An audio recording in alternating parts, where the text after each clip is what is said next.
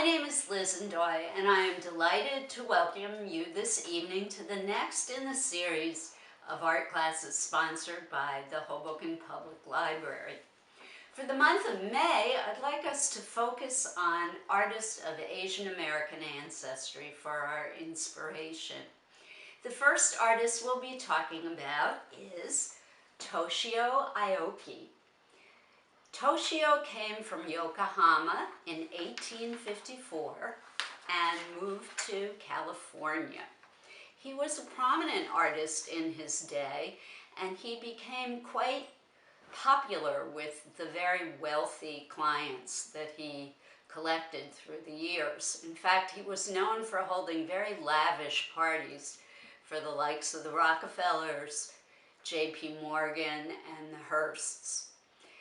They valued him because he painted their portraits and very colorful murals in their new art and craft homes in California.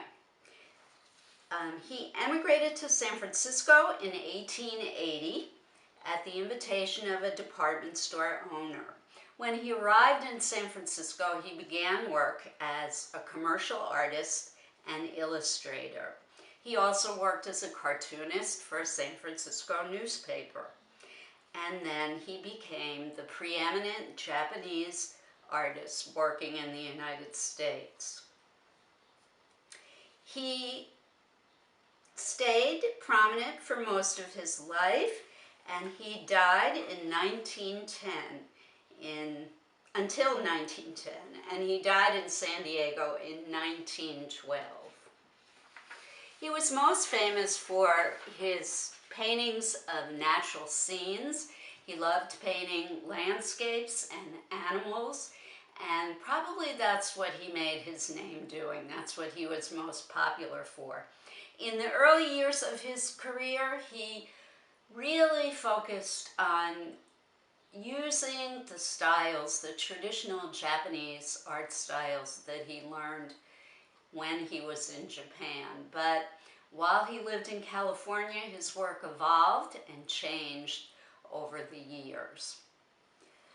Tonight, our project is going to be to work with watercolor paints. I'm going to be talking about the types of watercolor paints that you can use, the types of brushes that you can use.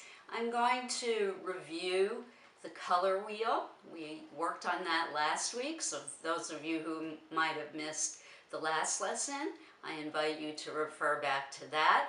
And we also talked about watercolor paints in our first lesson about Georgia O'Keeffe.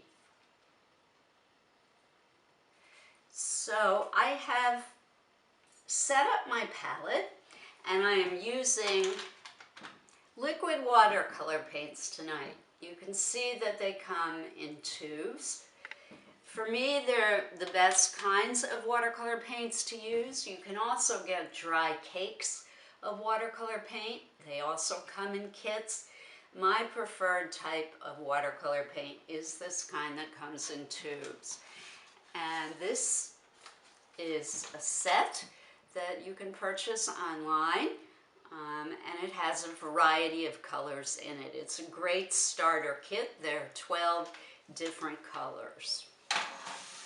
So my palette is set up just like a color wheel. I have the three primary colors, yellow, blue, and red. And let me show you on the palette, yellow, blue, and red. Actually, I think this is the blue. Yellow, blue, and red.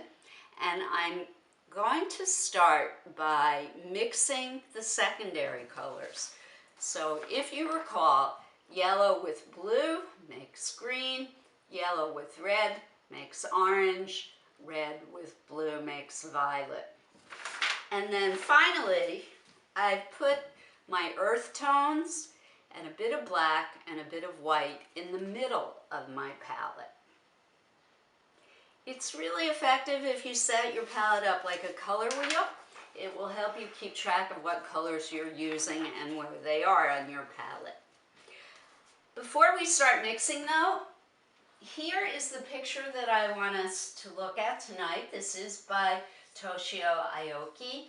It is one of his natural paintings. This is one of his earlier works. You can see that it is in a very traditional Japanese watercolor style. And I invite you to Google him online and look for more of his images. He has a wide variety of works that I think you will enjoy. So whenever I do watercolor paint, I like to start with a very light pencil sketch first. And I want to emphasize very light. You want to keep the pencil marks almost invisible so that when you paint over them, they won't show. You'll notice that the bird's body is basically an oval, almost an egg shape. It's a beautiful painting of an owl, and that's how I'm going to begin. I'm going to make my painting slightly larger than the actual image that I have photocopied.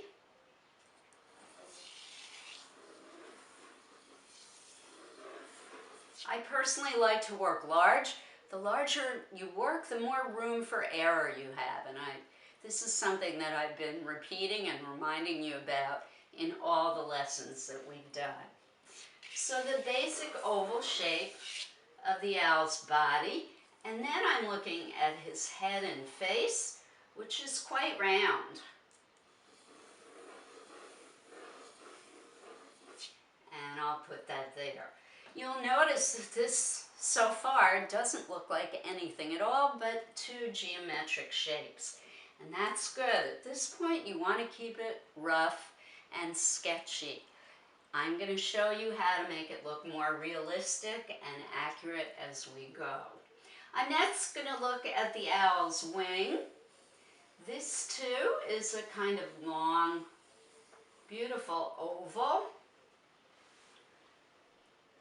The shoulder of the owl, or the top of his wing, is quite close to his head, or hers.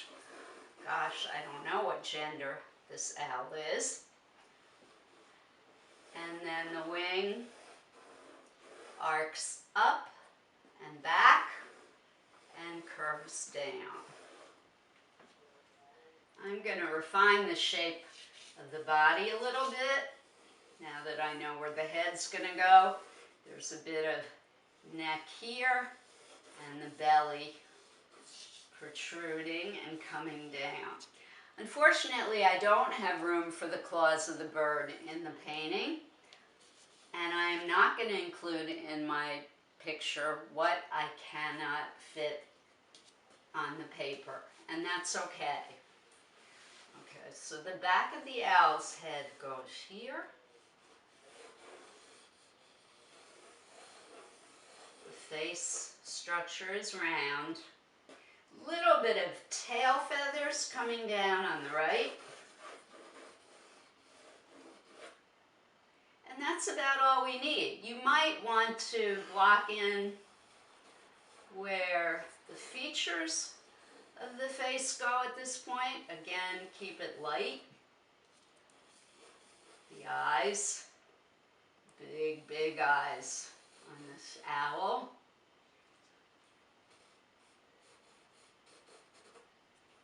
And his very curved, rather narrow beak is here.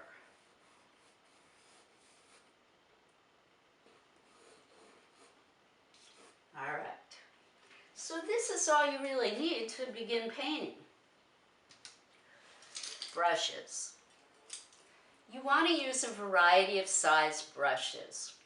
I like, when I'm doing watercolor, when I'm doing the background and the larger shapes, I like to use a soft bristled brush. This one is quite soft, very ticklish in fact. And notice that it's a little bit larger than the other brushes that I have. So this kind of brush is great, as I've said, for background and larger shapes. Watercolor brushes come in a variety of sizes and shapes. Some have a rounded. They have these different shapes because they're good for different purposes. This round, smaller, narrow tip brush is great for small details and for outlining. These square brushes are terrific for doing medium-sized shapes and also for doing texture. When you look at the feathery texture on the bird's breast, this kind of square brush probably will be what I use. All right, it's time to begin. And the first step that I want to take with one of the smaller brushes, for starters, is to mix. And if you recall, we said that yellow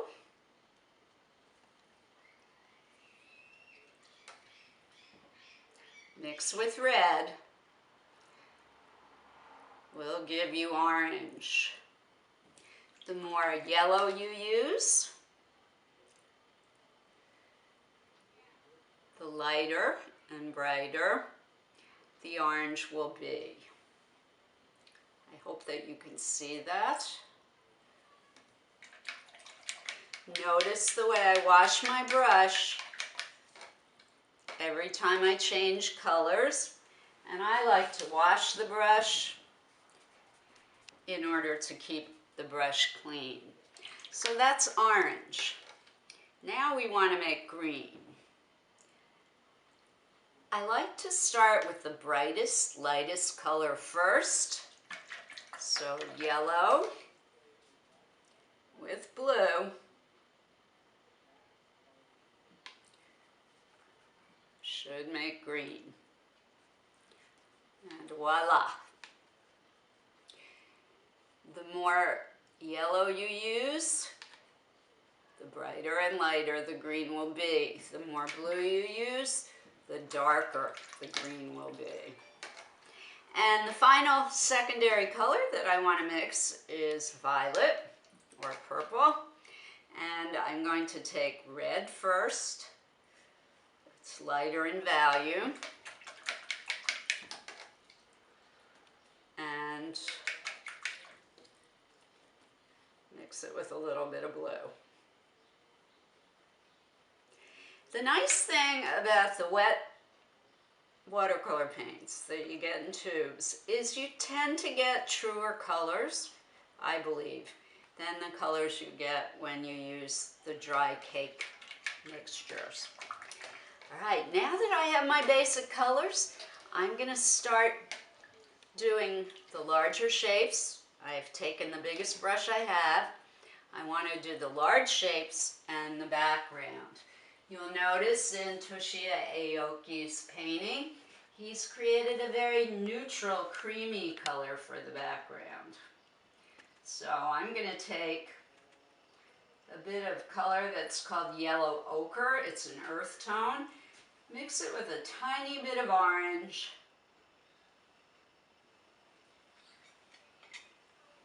And just a little bit of blue.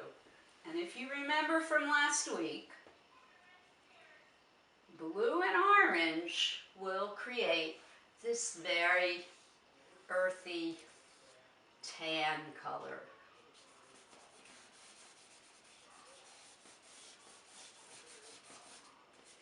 You can see now why using the larger brush for the background and big shapes makes the most sense. You don't have to worry about keeping things perfect when you're doing these big areas. You're just doing what watercolor artists call a wash.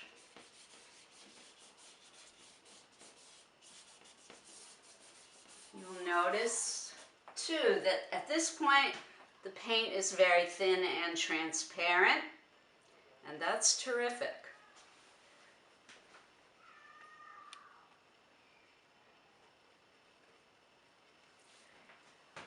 And another note, I'm using Tokio Aokio's work as my inspiration. Does that mean I want to copy exactly what this artist has created? No. I'm me, Ndoye. I'm putting my own thoughts, my own feelings, my own ideas into my interpretation of his work. I'm not looking to copy. I'm looking to learn and be inspired by this great Japanese American artist's work. And by the way, it's fine to look at other artists. That's how we learn from each other. If you've ever been to the Metropolitan Museum of Art or any other large art museum anywhere in the world, you've probably seen artists on their little portable stools copying other artists' work. And they've probably been assigned that activity by their art teachers. Because again, we learn by looking at other artists' work.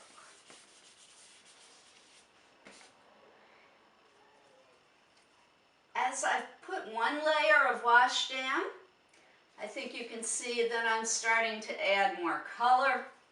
I'm starting to try and get more definition and form in what I'm making.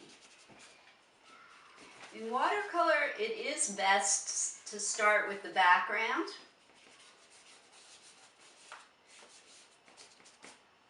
You will see that by doing these external shapes, what artists call the negative shapes, the positive shape of the bird is emerging and becoming more visible. Don't be nervous about mixing colors. As long as you mix on the palette and not on the painting itself, you have room for error. You can always change a color that you mix on your palette. Don't mix directly on the painting, because if you make a mistake, it becomes incredibly difficult to make a correction. All right, so we've got the background down.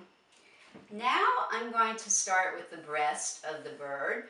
This is an interesting part of the bird, a little bit challenging to do because there really is not that much color visible.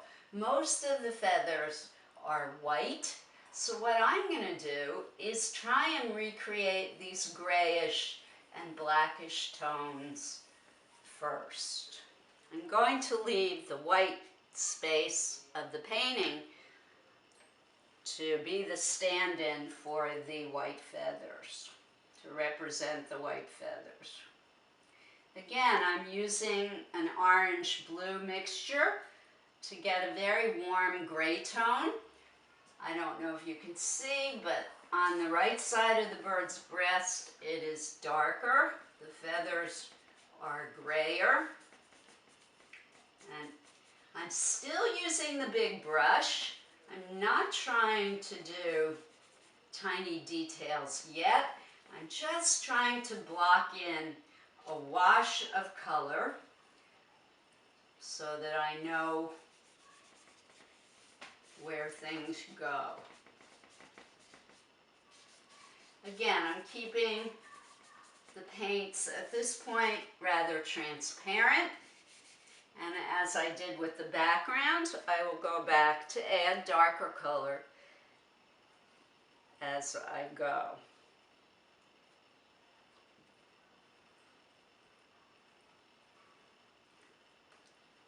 At that point, I took way too much red, but it's okay. Again, if you make mistakes on the palette, they're easy to correct. And let me add some more blue to my palette since I'm running out.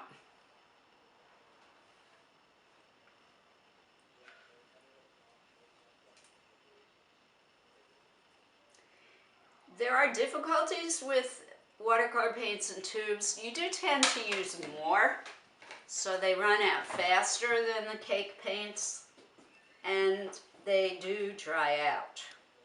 So when you're done painting, make sure you really screw the tops onto the tubes really well. Okay, now I'm adding. So you can see now I'm actually able to get darker with my colors. As the paint gets drier, I can get darker and add deeper, more saturated color. Now you'll notice too that watercolor paint drips, and that's good. You want to let watercolor paint have its freedom and do what it does. Don't worry about these drips and blobs. When the paint dries, you can go back and use them and define them, and they will look completely deliberate by the time you're done. Okay. Adding a bit more yellow to my palette. Now I want to focus on the yellow ring around the owl's eyes. I like working with a starter kit like this, particularly for those of you who are beginners. You're going to start finding which colors you use the most of, and then you can buy them in individual tubes as the need arises. So the ring around this owl's eyes is almost a pure yellow. I'm not even going to bother mixing, but do see that I'm now using a smaller brush because this is a smaller area in the painting, a smaller space.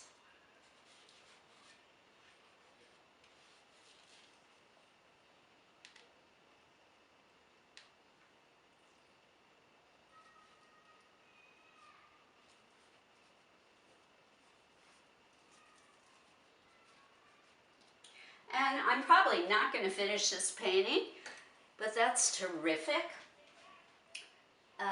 It's always fine to start a painting and come back to it on another day.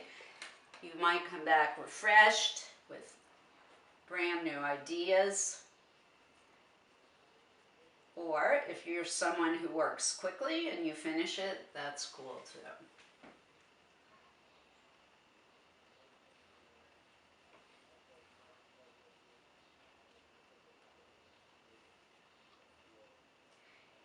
It's always nice to have a piece of test paper near you while you're working. You can test out the colors that you mix first to make sure they're what you need. And you can also practice making different textural effects as well. So now I'm using really the smallest, finest point brush because I'm doing some smaller shapes.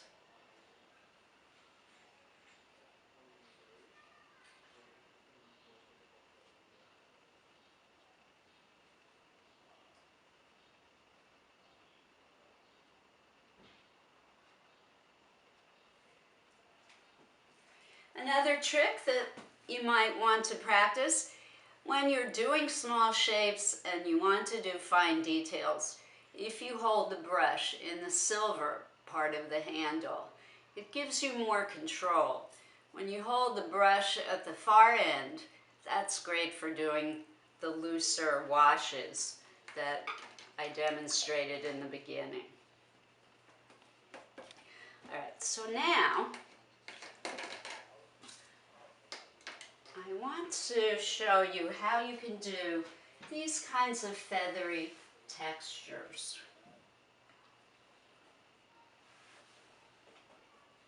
I've got that square brush that I showed you earlier, and with very short jabs, I can get in there and do those kinds of feathery textures. And I've kept my brush relatively dry. In fact, this is called dry brush technique. When the brush is dry and square like this, the hairs will separate and they make that really wonderful feathery texture.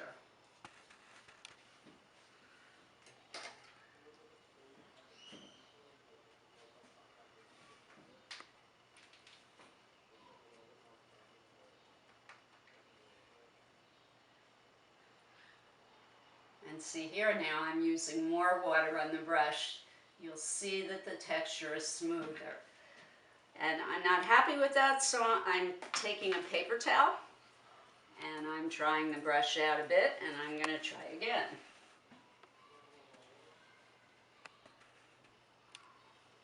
Yeah, now we have the feathery strokes.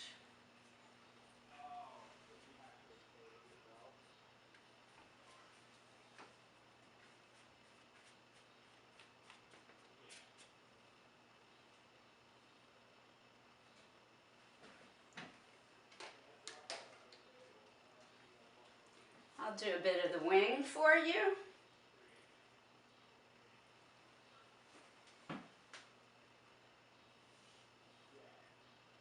So I'm going to do the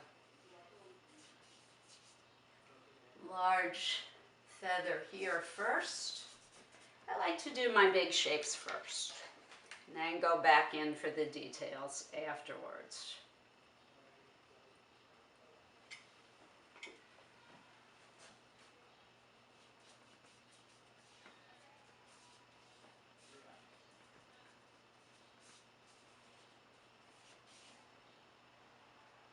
Start light first. You can always go back and add darker as the paper dries.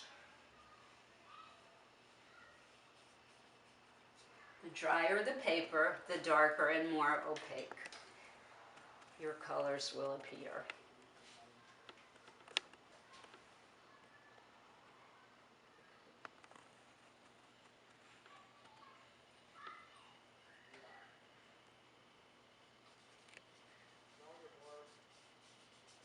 So the back of the bird's head, the top of the wing,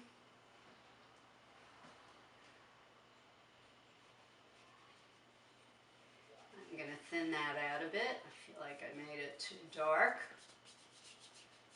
And folks, listen, I've been painting since I was 70 years old. Everybody makes mistakes, even the most experienced artists. And mistakes are a wonderful opportunity to learn. Don't worry, just relax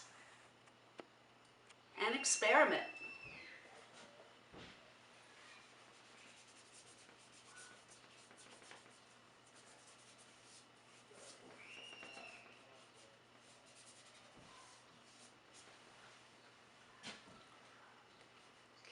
It's a little bit more of my darker value paints.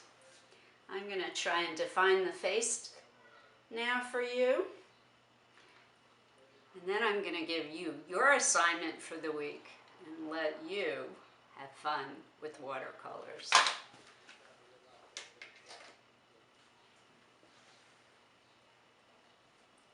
Do try and find more information and images of Tokio Aokio's work. I think you're really going to enjoy looking at what he created.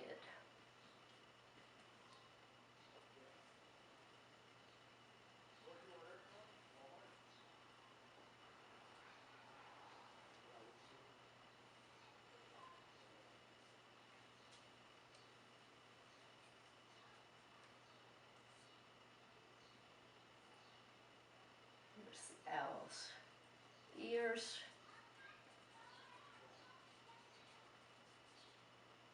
Another thing to know about watercolor paint, you can always go back too. Like tomorrow when this is dry, I can go back and really work on the details. I would use the finest point brush. So at this point, I'm going to let my painting dry and come back to it tomorrow when I'll use a very, very fine point brush to go back in and add more of the feathery details. There's also a lot of little dots on the wing feathers here that I'm going to have a lot of fun going in and adding. So your assignment for this week is to look for photos of animals. If you're lucky enough to have a pet at home, take a snapshot of your cat or dog or bird and do a portrait. And please don't forget to look up more about Tokio Aokio. His artwork is so beautiful. He was a major contributor to the art scene at the turn of the century in California. I want to remind everyone too to visit our other lessons. You can find them at the Hoboken Library.com website, and you can go back to the first video and have a lot of refresher information in order to complete your project for this week. Have fun, art on. I hope that doing art at home in isolation will provide you with some joy and relief in these difficult times. Thank you.